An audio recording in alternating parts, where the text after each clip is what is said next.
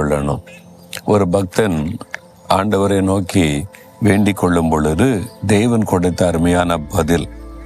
32ஆம் சங்கீதம் 8வது வசனம், நான் உனக்கு போதித்து நீ நடக்க வேண்டிய வழியை உனக்கு காண்பிப்பேன், உன்மேல் என் கண்ணை வைத்து உனக்கு ஆலோசனை சொல்லுவேன் அப்படின்னு ஆண்டவர் சொல்றார். இந்த வசனம் என் வாழ்க்கையில மறக்க முடியாத ஒரு வசனம். அது மாத்திர கிட்டத்தட்ட அடிக்கடி நான் ஜெபத்தில் பயன்படுத்துகிற ஒரு வசனம். ஏன் தெரியுமா? ஆண்டவர் 74வது வருஷம் 1974 ஊழியத்துக்காக நான் அழைத்த போது நேரடியாக என்னோடு அவர் பேசிக்கிற சமயத்தில் கேட்டேன். எனக்கு ஊழியத்தை பற்றி ஒன்றும் தெரியாது, பிரசங்கம் தெரியாது, எப்படி ஊழியம் செய்யணும் தெரியாது, என்ன ஊழியத்துக்கு அழைக்கிறீங்களேன்னு நான் கேட்டேன்.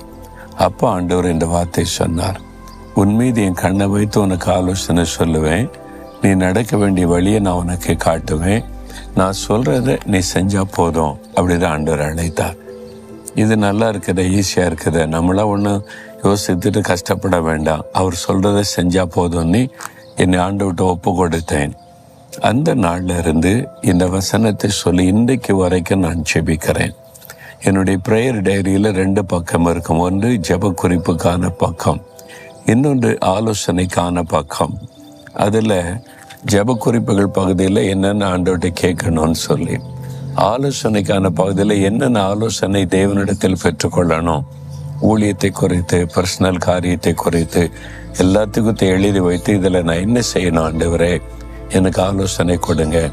ஊழியத்திற்காக பல இடத்துல அழைப்பாங்க, அதை நான் உடனே டைரியை பார்த்து தீர்மானிப்பதில்லை.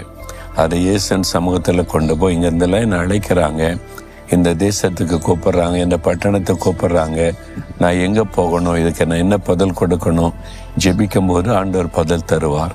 இந்த இடத்துக்கு போ, இந்த பட்டணத்துக்கு போ, இந்த தேசத்துக்கு போ, இங்கே இப்போ போக வேண்டாம், ஆலோசனை தருவார். என்னங்க இப்படிலாம் கூட ஆண்டவர் பேசுவார்.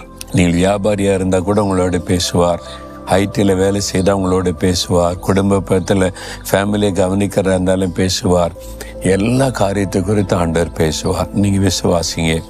அப்படிப்பட்ட அநேகரை எனக்கு தெரியும். பிஸ்னஸில் ஜெயம் பெற்ற ஒரு வாலிப தம்பியோடு பேசும்போது, எப்படி உங்கள் அப்பாவை விட இவ்வளோ பிரம்மாண்டமாக பிஸ்னஸ் செய்கிறீங்களே எப்படின்னு கேட்டேன்.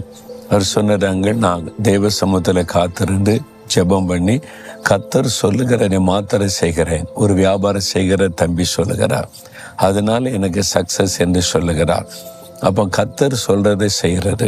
இதே மாதிரி தான் ஊழியமாக இருந்தாலும் சரி, நாம தீர்மானிக்காதபடி ஆலோசனை கேட்க